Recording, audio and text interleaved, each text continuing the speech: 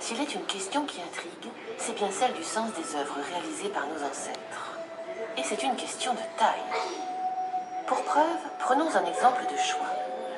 Voici peut-être l'œuvre la plus célèbre de la plus célèbre grotte préhistorique française. C'est la scène du puits de Lascaux. Cadrée ainsi, la scène du puits semble assez simple. 4 protagonistes et quelques traits suffisent à nous raconter une histoire. Mais quelle histoire? Pour mieux comprendre, penchons-nous d'un peu plus près sur l'œuvre. Plus facile à dire qu'à faire, car elle se cache au pied de la cavité d'un puits, en bas d'une descente abrupte et périlleuse, bien loin de l'entrée du souterrain. Un drôle d'endroit pour peindre. Au centre de cette paroi se trouve un curieux personnage, plutôt schématique. Son sexe dressé indique qu'il s'agit d'un homme, mais son visage à bec d'oiseau sème le doute. Sur la droite, un bison bien plus détaillé. Remarquez sa fourrure, sa tête tournée, ses cornes, ses pattes. Il semble même blessé. Ses entrailles lui sortent du ventre. En dessous, un oiseau sur une longue tige. Et à gauche, un rhinocéros un peu différent. Ses contours ont été soufflés et non tracés comme le reste de la composition. Que tirer de tout ça? C'est là tout le débat. Depuis sa découverte en 1940, la scène du puits questionne. Rarement une peinture préhistorique a fait couler autant d'encre.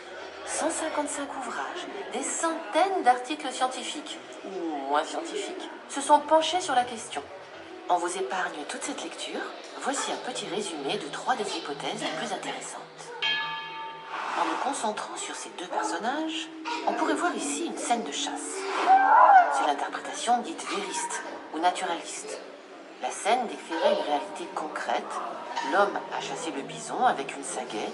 L'oiseau en dessous serait, dans cette hypothèse, un propulseur orné, un outil pour la chasse. Oui, mais voilà, notre bonhomme pose problème. Il est penché, tout raide. En fait, il a l'air presque plus cadavérique que le bison. Et que faire alors de son drôle de bec d'oiseau? Ou encore du rhinocéros? Bon, si ce n'est pas l'homme qui a tué le bison, peut-être est-ce l'inverse. Ou peut-être est-ce ce mystérieux rhinocéros sur la gauche? La scène de chasse serait alors une scène de meurtre? Le meurtre accidentel d'un homme et d'un bison par un rhinocéros sanguinaire. Et le bec d'oiseau reste inexpliqué. Mince, encore raté. Face aux limites de l'hypothèse vériste, se dresse une panoplie d'interprétations, disons, plus créatives. Certains ont pensé qu'il s'agissait ici d'une transe. L'homme-oiseau serait en réalité un chaman portant un masque d'oiseau. Le bison, la victime d'un sacrifice. Et l'oiseau sur sa tige, un totem. À moins que la scène ne soit métaphorique, l'oiseau serait alors le symbole de l'envol de l'âme, le bison celui de la mort. Ou alors un rituel, un mythe? La manière dont on perçoit l'image, qu'elle soit préhistorique ou non, est toujours subjective. L'affaire se complique. D'autant que la scène est ponctuée de signes géométriques. Ici, quelque chose qui évoque un crochet, une flèche. Là, une succession de points. Pourquoi alors ne pas voir la scène du puits comme une signalétique? Nos personnages feraient ici de bien beaux pictogrammes. Tout ça n'est pas très clair. Revenons donc à nos moutons. À notre bison. L'analyse des pigments a montré que le rhinocéros et le bison n'ont pas été dessinés avec les mêmes ingrédients. Le rhinocéros, différent de ses compères, ne ferait peut-être pas partie de la composition. Difficile de trancher. Une chose est sûre, la scène du puits résiste à toutes nos tentatives d'interprétation.